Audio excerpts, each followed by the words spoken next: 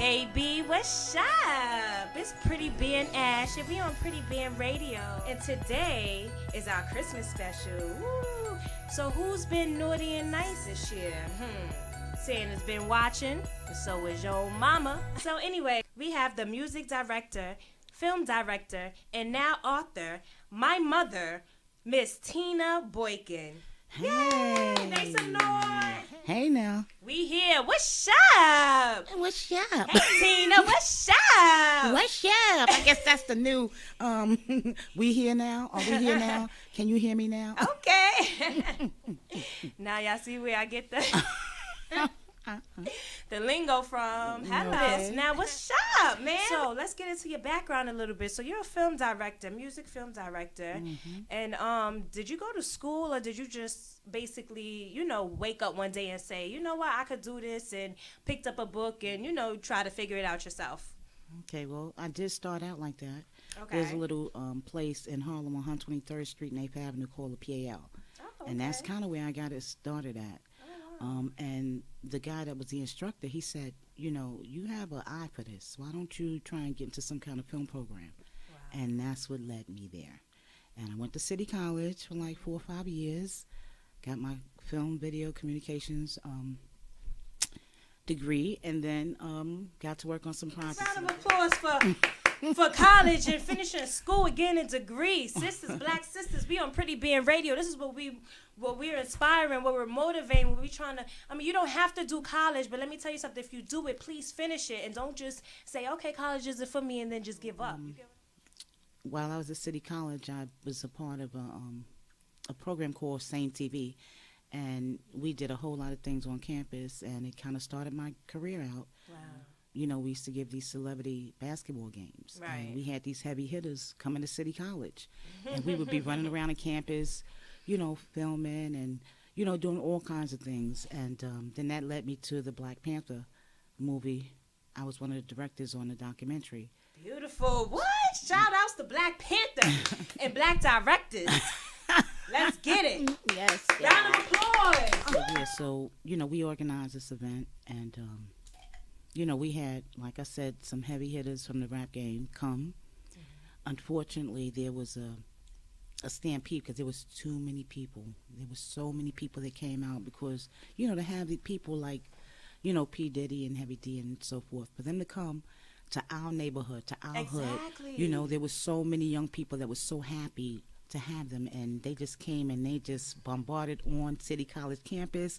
It was the energy. It was incredible. We had a wonderful time until, the unfortunate incident with the 9 young people losing their lives because of the stampede that took place in the basketball court.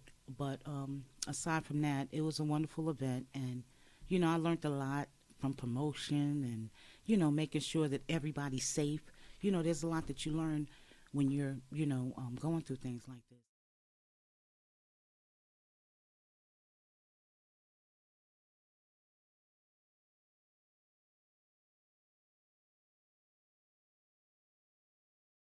Growing up, who was your influences? There was quite a few, but it was mainly men. Because, I had females when I was doing other things like Donna Ross when I used to sing, and she was a diva and I wanted to grow up to be a diva, but for the most part, it was men, like John Singleton, that was doing this directing, and Keenan Ivory Wayans. Oh my gosh, shout outs. That's a coincidence because I love. And his brothers, he put his whole family on, and I love him. He is the best as far as I'm concerned. A little bit of Spike Lee because Spike Lee was independent, and he didn't always run to a distribution company. Right. And that's how I feel when I'm doing my thing. It's like what they call guerrilla filmmaking. And guerrilla filmmaking is when you snatch something up and you make a lamp out of a little light. And you got a camera and they got a little pinch hole and you make things pop. Shout outs to guerrilla filmmaking. Yes, That's what's up. You shoot wherever you can shoot. Like Robert Townsend and Keenan Ivory Wayans. They stole from that first movie they did. Hollywood Shuffle, I think it was. Okay. They stole all those locations. They would just pull up in the truck, bust out with the cameras down. and go, I'm running and down. shoot it down. Exactly. and that's how it got down, and that's how it was. Oh, so it's people like you why they started these permits. They enforced them. They already had the permits. Oh, We wasn't just listening. They tried to enforce it, and and a lot of people have made movies by doing just that. Wow. Because you can't always afford all that money to pay for a permit. Right, of course. Or to hire these big big actors.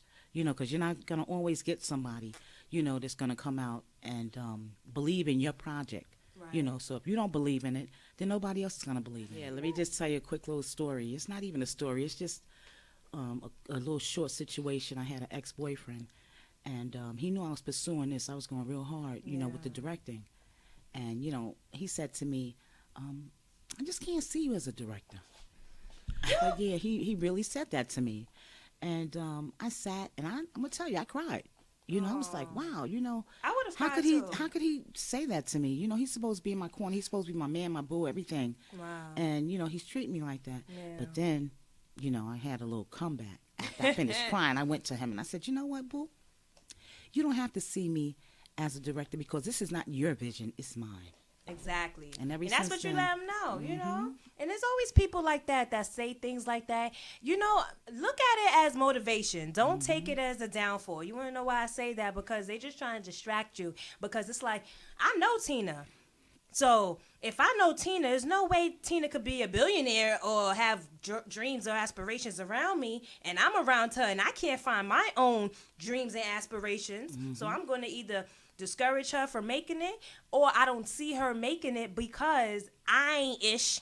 I ain't gonna be ish, and I ain't gonna be ish again. Was being a film director your first passion? No. My first passion was dancing. Okay. And do sis get lit on the pole? Is it that dancing? I've been doing my little 2-step in the house. I'm gonna tell you something. It wasn't no pole involved, but it was some good moves. I'll put it that way. I was playing, Mom. TMI. Hold on. Where's the alarms? Fire the alarms. I was joking. You were supposed to say, no, Ashley, I'm a pole. Well, you don't say that to me. I am a pole. I'm your mother. What? A pole? What's a pole? But you know that what, wasn't Ashley, supposed to be your answer. As you being my daughter, I know you, and I know how to flow with you. Yeah, but dancing was my first, and I hadn't even got accepted into Alvin Ailey. I had auditioned. Okay, wow. And it was a big day for me, but I just got married. First thing I wanted to do, I wanted to be a dancer. Okay. And then after I left that, I moved on to singing. What kind of, Ma, you got to explain what kind of dancing. Oh, they think of dancing. you Black China. That was, oh. This is why I was doing the jokes I and used stuff. I used to be into modern dance and hip hop. Go Gina. I was a Go Gina. Yes, I was one of those original break dancers back in the day. That's what we used to do. We used to go to the club, and we used to break dance. All on the floor. Yes, spinning Tina, the whole yes. nine. And until this day, I still love to dance, and I still love hip hop, and still love to dance off hip hop music. And they'd be like, "Oh, you OG or whatever." Okay, whatever. How about this, boo? No, let me stop. No, that's not nice. But yeah, that's my thing, and I was looking for a voice coach, and that's how I found the filmmaking person at the PAL, because they said the voice coach is not here, but they got something else going on you might be interested in. And I said, what? They said, this guy, he used to work with 20th Century Fox. Wow. He was the first black editor there. And I said, oh, that would be interesting to meet a person like that. So I went and I sat, and he schooled me. We talked for about an hour, and then he put the camera in my hand, and ever since then it's been on. Wow. That's what's up, man. Yep. So let's get into this, man. What inspired you to write a book? Because people don't just say, hey, let me write a book. A lot of people can't even do an application, job application, yet alone, do an essay or even do their homework for that matter, So for you to write a book, that's very inspiring, and that's big. Well, thank you. When I was 9, I started writing poems. And then as I became a teenager, I started writing little short stories. And that's where all that started from. You know, my imagination was just there, and then I used to make up these little scenarios. Like I'd be walking down 123rd Street and 2nd Avenue in Harlem, and I would imagine that some white people was in a limousine next to me, and they'd be like, "Hey, little girl." They'd be like, "Hey, little girl, would you like to act in a movie?" And I was like, wait, that's the script. You know, I could say, oh, this girl, this is how she got discovered. She's walking down in Harlem, and a limo pull up, and the window comes down, and they go, "Hey, little girl, would you like to, be in our movie?" Right. And I didn't know at the time that could have been kidnapping or something, but that was my dream. I always thought somebody was the artist. Yeah, me. Exactly. Hello. I always thought that somebody was going to come up and say, "Would you like to be in a movie?" So those were little stories I used to write, and that was the beginning. The story that I've started here was, there's a lot of talk about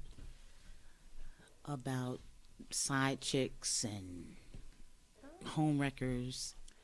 This is a beautiful cover. Wow. Can you explain the cover? What's going on in this cover? This is beautiful. I see a couple right here. And are these the bridesmaids right here? No, those are the homewreckers. Wait, what? Those are the side chicks at the bottom. They like dragging on the female's dress. I never explained that. Thank you for asking that. That's Nobody very ever asked me about that. Yeah, because that's symbolic. I was just wondering. I thought they were like the bridesmaids holding, You see like how dark hey that girl. dress is, right? Usually a wedding dress is white, right? That means that they didn't There's really some darkness going on. It's darkness, right? So we really don't even know if that home was even happy, or did they wreck the home? And that's what we're gonna find out in this story. Yes. So let me tell you about the Homewreckers Club. NYC serves as the playground to these three friends navigating their way through relationships. Storm West, financial associate, she lives an edgy lifestyle. She's attracted to married men. India Morocco, relationship blogger and cougar to her boyfriend, who brings to the table a strong bed game. Now we have York Johnson, city worker, lives with her boyfriend, a second-generation drug man. They all accept each other and support each other in every way. That's crazy. So basically, you're either home wrecking or you're guilty by association. Exactly. So you got the girls over here cheering her on, talk about, yeah, take her man, girl, take her man. He don't love her. He don't love you. That's their girl squad. You know how that is. Yeah. Birds of a feather flock together. So here we have it, the Homewreckers Club. I'm definitely going to leave all the links below in the comment section where you could get the book and you could download it, go to the website, and tell a friend to get this book. Because you know what? I feel like even if you're not a homewrecker, you should read this because you should know what you're up against. You know what I mean? So basically, we're going to have everything with the link in the description, and you guys could definitely go and check it out.